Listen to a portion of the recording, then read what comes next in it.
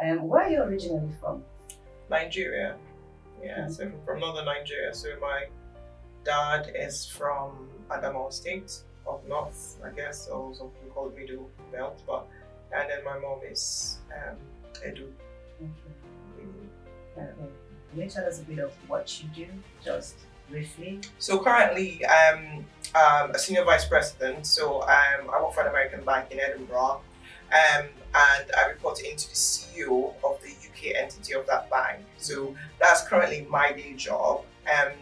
But currently I also have a second role that I play in that I lead the Edinburgh office, the co-head of the Edinburgh office. That might be something I may be relinquishing soon, but for now I still hold it, and so we tend to run the Edinburgh office in terms of strategy, in terms of diversity, inclusion, in terms of branding, awareness, in terms of community impact, and all of that, and looking after the employees' well-being as well. So that is something I have been a position I've been holding for the last 2-3 years, in addition to my day job, amongst other things I do internally. What has been the most difficult, challenging bit of your career? I think in terms of balancing everything, I think it's a work in progress, right? And I think it's easier now because my kids are older, right? So a bit easier. Yes. Is it really easy? Yeah, slightly easier in the sense that I can up and go, right? So I mean, not up and disappear, but I can up and go. Yeah. So my oldest is 18, and my youngest is 15 in 2 weeks. So now I can up and go. So you're talking about challenging periods. When they were younger, I couldn't up and go, right? And there's a good story, or I don't know if it's good or not. When I moved up I used to live in Glasgow, moved up to Bathgate at the time in West Lothian, and was working for another American bank in Edinburgh. At the time, was told, right, they knew I had a family. As part of the role, I was told travel was involved, which was fine, at the time when I took it, because all the family, my husband and I, were in the same place, and I really had help, I think, at home. But then my husband was working elsewhere in London at that point. They told me, all right, you're going to go to maybe Poland in the next 3 months. They gave me notice, right? Which is fine, because I at the time I had my mom with me, and they were like, all right, okay, mom, you're going to stay till that time. So everything was covered and arranged, and all good. But then suddenly my grandma died. My mom says I need to go home. I'm like, what? I need to go home. Of course, it was my grandma. In hindsight, there's so many lessons learned from there, right? But at that point in time, it was my grandma died, which was sad, but I was also going back to work to say I may not be able to make this trip. And at that time, so you accepted to go for the trip based on the fact that you knew your mom was going to be around home with the kids. Okay. Yeah. So with my mom giving me like a week's notice, because she had to go back because her mom died, which is my grandma. I had no fallback plans, and hubby just got a new job, couldn't get time off from London.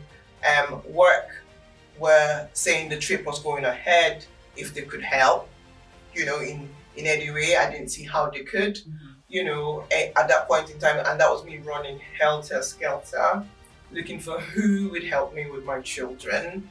And I'm telling you, my kids were like, I don't know, 6. How old? Yeah, 6 and maybe 1. Oh my word. No, what I'm saying, no, if Gabriel was 1, so 3 years apart, maybe 1 and 4, or 1 and towards 5, or 1 year plus 5. Probably toddlers or babies. So the older one could definitely walk down to his nursery, which was 10, but the younger one was still in the buggy, right? You need to. So they were children, your babies, really. But I was running helter skelter. I didn't know anyone in Bathgate at that point in time who could help me, and I was going to be away for like 5 days a week, sort of, like, if I remember, maybe Monday to Saturday because of flight times and stuff. So to cut this long story short, it was literally my husband's cousin who got a friend who had a child and wasn't working. I had to pay her to come live in my house for 5-6 days for me to be able to go and travel. And that broke me because at that point in time, what were your options? Sorry, Frama. So what were your options at that point?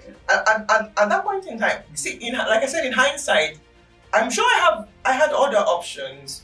But when you're in something, and to be honest, that was my very first, in quote, big role, my first breakthrough. So I broke through previous to that from another company, but I wasn't getting well paid because of lack of experience. So this was my first proper role, where I was getting at least a good set of money, and my first proper risk professional role. And I thought, I had no option at that point in time but to go ahead with this trip because they've actually given me a lot of notice. They've been saying they've been supportive. Looking back, now that wouldn't happen because I should be off work because I lost somebody. Yeah, exactly. Yeah, True. exactly. But that didn't even cross my mind. I was in the throes of the whole thing, trying to sort out childcare, being overwhelmed with everything. And again, you said because you saw it as an opportunity. Yeah, exactly. To take it, as well. So, I mean, I traveled, leaving my kids with my in-laws' friend. Not that I thought, my in-laws were going to come in and check up on them, and people were going to come in and check up on them. Were your but in-laws living with them? in Glasgow, they were in Glasgow, so they could commute to come around and stuff and all of that. It was sort of fine, but it still broke me that I traveled, and I'm sure people listening to this might be how she did this or have different views on it.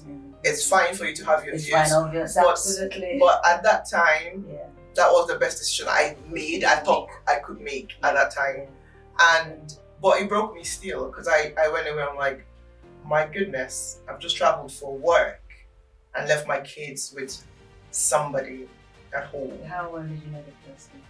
No, I trusted my in-laws that recommended her. And I think the only thing that gave me comfort was that she was married as well. She had her own child, who was going to stay in my house too. So probably the same age with my youngest. We met. We talked, and I think she probably stayed a day or two before I traveled. I can't remember. It's quite a long time ago now. But it didn't help me internally, right? Because I was in this position whereby I had to make a choice between work. Even when I came back, it was now, did I do the right thing? Am I doing the right thing?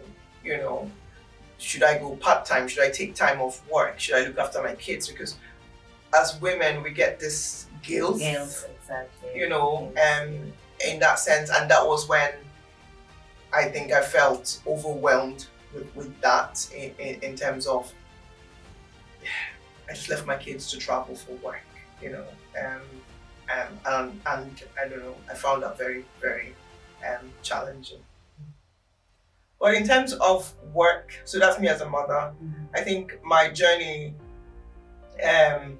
has been, it's not been straightforward in that sense, because you remember I said, so I was a qualified lawyer before I moved to the UK, and I came to study for a bit in England, moved to Scotland. And because of who I was and the kind of parents I had, so like I've said in so many places before, my dad wasn't a fan of coming to the UK. My dad always thought you would always not be treated as equal. You always be treated. So to him, come on holiday and go back. Why are you having to? Or maybe even if you school and go back, come back. There's no need to really stay, because to him, he's invested in me as a lawyer. I got all my law books before I finished uni. By the time even when I didn't get the top grades in the university, when I was called to the bar because you go to law school for another year, I had a lavish party because my dad was proud that his daughter is a lawyer, and his plans, or it was also my plan, was probably do law, be a judge at some point, so that was my trajectory. So coming to the UK wasn't actually my plan. That came up later, that's a different story. So coming here, initially my dad thought you're coming to be less than who you can are be. or you Yeah, can be. yeah. You probably not achieve. So that was one of the things that drove me here. And so when I came out, it became difficult to gain entry into like the professional profession in cool. That was difficult because I've done everything. So I can remember when I was still in England and I was working part time as a care worker. My dad phoned me to say, "So what are you doing again?" You know, yeah. What are you doing? You know, what does law got to do with care work? So I'm like, I'm just using that to pay the bills, right? So when you hear that, and knowing who you are as well, you know, you know that was a motivating factor. Yeah, pushes you. I can remember definitely. There's a friend of mine, and we laugh about this. In recent times, we came to. Then I was working, not probably call center or something. Like I said, I've done it all. I was working. I was in Glasgow City Centre. I'm sure in 2006, and I was looking at all these offices, you know, and seeing people there, and we're talking to ourselves and said, when would we be one of those people in those offices, you know? Because at that point it was like a big dream, to be one of those people working in those offices. And now we talk about it and we laugh about it, you know, and stuff. But at that point in time, it was actually challenging, and the thing that got me there was I wasn't, or I am still not someone who takes no for an answer, right? And not because I do things right all the time, no, or that I don't fail, or I do, you know. It's just that I pick up myself and go. And you've actually touched on, so when you said you and your friend used to dream, I just got thinking that a resilient person should be able to dream, should have that ability to dream big dreams, you know, see yourself in, and one day, you know, I want to, this is in that office, or have that position. And so you have the dream first, which is like a vision, right? Having a dream is like having a vision. And then you set another thing, you don't take no for an answer, so not settling whatever status you have at any particular point in time, but always striving for something greater. Yeah, and see, the thing is, for a long time, you know, I was probably maybe more quieter about it, but I'm less quieter about it now. Why were you quiet? Yeah, because when you talk about your aspirations, sometimes people think, oh, you're boasting about things, right, and stuff. But now I think I did an interview years ago. God, I have too many stories. I did an interview years ago, and I think it's for this current role because, like I said, and they asked me, what are your future aspirations or ambitions? And I'm like, you know, I'll just do that, darling. And they asked me again. I was like, right, okay. I want to be in the C-suite of a corporate company, a big global company. And she's like, never be shy about saying it, right? And that's what I took that away from that, like, and that's what I want to be. Can I say something? And I want to be, sorry to cut you. Yeah. What you've said is so true, but you know why it is? Culturally. So I'm thinking, and I believe culturally where we come from, it's more of a problem. So we are, you know, like I say, brought up to, as a woman, as a female, you shouldn't have such big dreams or aspire to be, you know, something so big. You should always have your position, you know, maybe in the home, in the kitchen, or, you know, family. That should come first. And culturally, it probably is a trend not really acceptable in some societies. So we grow up, you know, with that. And since moving here, I struggle. I mean, I can really relate to what you're saying. My boss in my office has told me before that you don't know how to sell yourself. He actually says you're terrible at selling yourself, because we're always wanting to, you know, maybe humble, don't brag, you know, or don't dream such, you know, massive dreams. So I like what you've said. When, you know, you want to be in the C-suite, and then whoever was interviewing said you shouldn't be ashamed. And I totally agree with you. I think I think there's cultural, and then there's a female aspect of this, and how the expectation of what a woman should be, you know, you calm or quiet, you know, Submissive. Yeah, Submissive. submissive. But maybe everything else comes first apart from you, kind of thing. But like I say, I'm also like you. Sometimes maybe not selling myself as much as I can, but I know where I want to go. And I was saying to someone recently, I may not get to the C-suite, but that's not for me. That's not because I didn't try to. Yeah. You know, Exactly. and like I said at the beginning, as long as I've done my best, I'm happy with that. And so whilst I'm having the title of senior vice president, I'm not where I want to be. I don't think, and I'm still striving to be someone somewhere, and still trying to get there, kind of thing. Thank you for sharing that, Frama. Thank you. So, when we're discussing at some point, you mentioned in hindsight you would have done things differently. So, apart from the fact that you could have, so that's when you had to leave your kids to go on work assignment. Apart from when you said you could have taken some time off work, what else do you think you could have done differently? In terms of I probably would have been having so that's the main thing. I could have taken time off work, right? Because there's a bereavement in the family. I would have had a different discussion, right, with work and saying, can someone else go? Can someone step into that place and do the travel? But if I should think about the whole situation and where I was at that point, there was nothing else I could have done, because like I said, my husband was walking away, my mom had to go, I didn't know anyone. If it was a different situation whereby I was in a different place where I knew people and had a support system, fine. So maybe another thing was, I don't know, don't move where you don't have support system, but that is not realistic. Not always. Not always, yeah. So I can't give you advice, but in terms of, I could have had a different conversation, and maybe that comes with time, experience, and seniority. Right? So because right now there's no way you're telling me to do a travel like that if I have no home care and I've just had a bereavement in the family. I'll probably say no, But like I said, at that point in time, first proper rule, first everything, you're still juggling yourself and life in the UK as well, and understanding how things work. So it was a different circumstance. Yeah. Okay. So you've mentioned, you had a support network. You mentioned having, I like when you said dream, being able to dream and having a vision. What other characteristics do you think someone that is resilient have? I think you could look at your experience, because I believe you're someone that is resilient in what you've been doing, or I think you have to have inner strength, I would say, that innate strength, to always carry on. And for me, doesn't mean that things don't break me, right? So people always look at me and say, Frama, you're very strong, right? I am not that strong, but I have this strength to carry on. So it's this inner strength that in me that, pushes me to go on regardless of the circumstances around me, and I think that's born out of my resilient character.